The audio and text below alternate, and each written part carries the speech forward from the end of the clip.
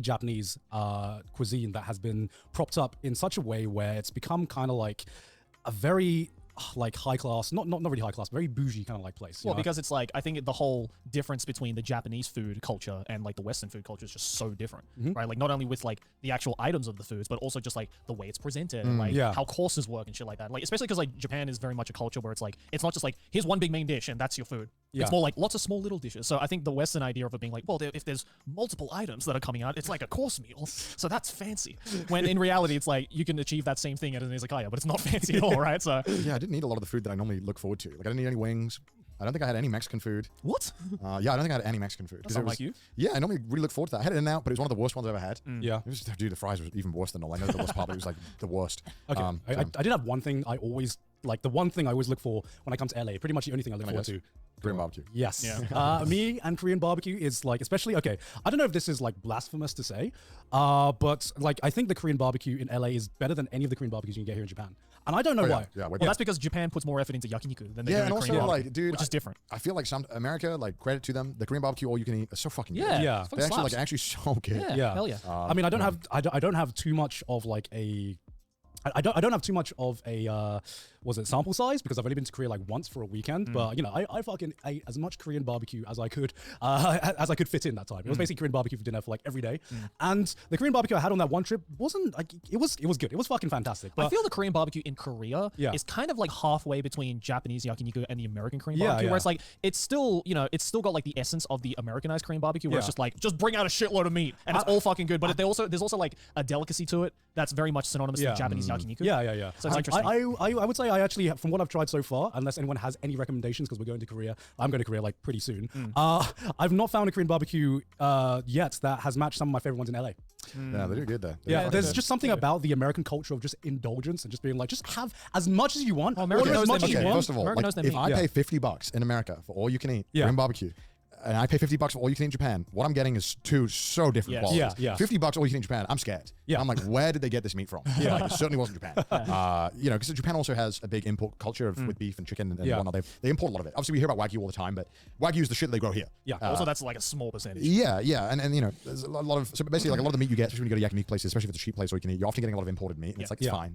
But I feel like in America, when you get the $50 all you can eat thing, and they're like, the seasoned so well as well. Because in Japan, they don't season shit, and it's fine. But sometimes I want the pork belly that has been marinated all day in the spicy sauce. That shit's fire. Like I get Japanese cuisine, especially Japanese cuisine, where it's just like it's all about the natural flavor. You think that they've been taken over by the British with like how little seasoning they use sometimes and stuff. And it's crazy. Yeah, and it's just like this cow has been listening to Mozart every day or some shit like that. He gets massages. Butt massage every day. Yeah, butt massage. It's like olive Wagyu. Where they feed only olives to the cow. It's like, how about we just don't do that? And I'm like, motherfucker, I'm tired. Give me all of the spice. Give me as much spices as you can on one piece of meat, and call it a day. And it's gonna taste fucking amazing. And like, American cuisine, I feel like has that like right balance of being like, we're gonna get a little bit of everything. You know, we're not gonna do everything one's way, but what we can guarantee is you can eat a shit ton of this shit. I feel great. It's got like the addictiveness of fast food. Yeah. Even though it's not fast food. And I don't know how they achieve that. Yeah. But also, because I was talking to Emily about this, and she was like, because I was saying, like, I feel like Korean food, not just Korean barbecue, but just Korean food in general, is, I've had better Korean food in the US and England than I have found here in Japan. And I'm like, why is that?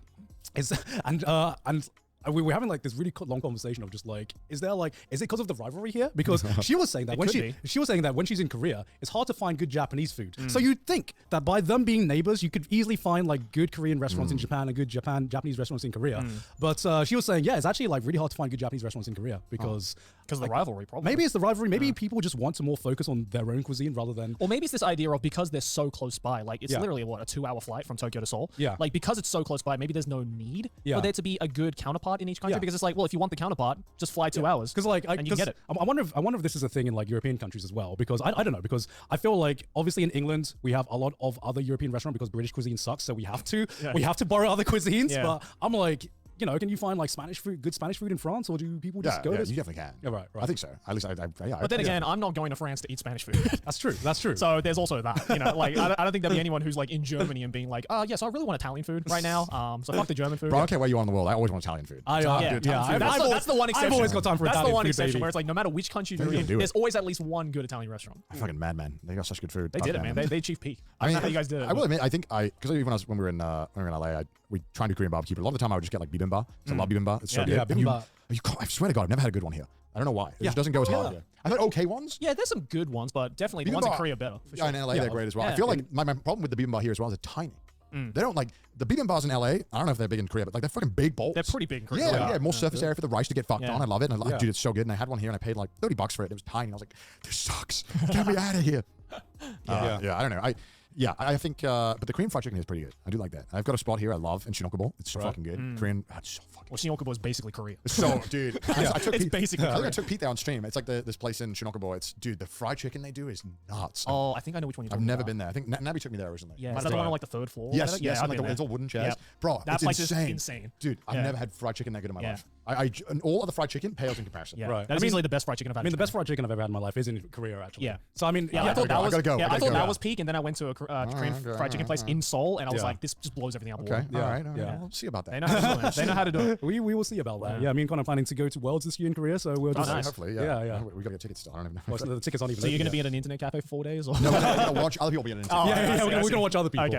I'd like to go and watch it. We just still gotta. Hopefully, we can get that all sorted. It'll be fun. Yeah. Is there anything else topical we can talk about? Okay. Yeah. I mean, there's a lot of things that. While we're here. Now while we're here, now we have the opportunity. So, do you think Threads is going to be the Twitter killer? Okay, no, we can't talk about this. Why can't we talk about this? It's boring. boring. Is it boring? Yeah, it's not gonna, but Twitter's a mess and it's whatever. And I think we're on it. I don't know. I do love. Have you guys started a Threads yet? I have. Yeah. I do love all of the little jabs that Elon is making to Mark Zuckerberg on Twitter. It's like watching two children fighting.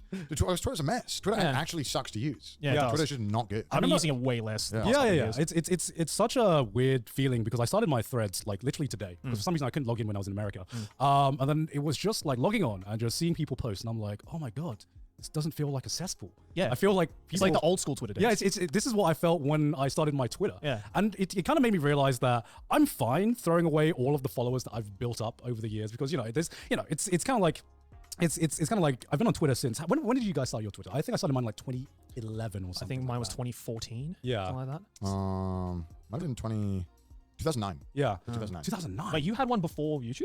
Yeah, I had one. I made one because everyone was like, "You need a Twitter if you're a YouTuber." So I was like, "Okay." I never even touched this. Yeah, but my name was like because I was obsessed with Hannah Montana at that time, and I only made it to follow Miley Cyrus. To follow like I wanted to know what the cast was up to. You know, so they were cool. Then I realized it's boring as shit, and so I didn't do anything with it. But I've had it since 2009 because I actually got locked out of my Twitter account.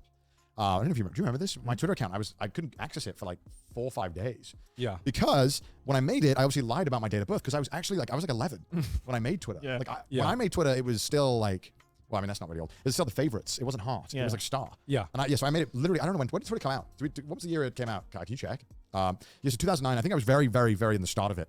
2006. Okay, so like 3 years in. Yeah. And I think this is still even on MySpace, I think. So but yeah, so how old was I in 2009?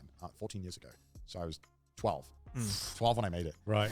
Which is crazy to think, right? I made it and then my date of birth, I actually lied. Yeah. Because I just, when you're 12, you just get in the habit of lying on these websites. Yeah. Well, of course. You have to. You can't go into any website and not be like, how else are you supposed to see the 18+ content? Yeah, Like, exactly. you just lie. So I was just so in tune with lying, and I still kind of do it sometimes. I'm like, fuck it, I'm going to tell my real one. Yeah. So I'm 50. Yeah. Whatever. So I made it when I was 12, and then I had the genius idea like 4 years ago. It's before I moved to Japan. It was like a year before I moved to 4 years ago. No, 5 years ago, I guess. 5 years ago, I had this genius idea. I was like, you know what? It's time to set the record straight. Let's put my real date of birth in. Because it was like March 5th or something is my birthday on Twitter, and people would be like, oh, it's happy birthday. Oh, no, it's my birthday. Yeah, fake birthday. Yeah, so I changed it to my real birthday. Immediately got locked out of my Twitter. What? Couldn't use it. Because Twitter has a policy where they block accounts, didn't know this, that even if you're 18 or 19 now, whatever, they will still shut your account down because it was made under the, because it was made when it wasn't allowed. Right. So you just like self-report and tell Twitter that you fucked up. And so I was like, fuck. And I Googled a bunch, this happened to a bunch of people. Yeah. And it's pretty much impossible to get your account back. But at this point I had like 100K followers. I was like, holy shit, I spent years building this up. What the fuck? And I had the @CDogVA and everything. I was like, I need this back. And so there was a few people online who had some luck. And because Twitter support was and still is absolutely fucking useless and garbage. It's all automated. Yeah. You could send in an ID, but it couldn't be. It was so busted that it couldn't be a non-American ID. Otherwise, the system they had wouldn't recognize it. Right. So I had to ask someone. So I asked my editor at the time. I was like, "Hey, can I just have your ID to put in?" And so now Twitter just thinks I'm that age. But I had to send because apparently someone was saying the Twitter thing is so bad. It's always been bad that someone could submit one.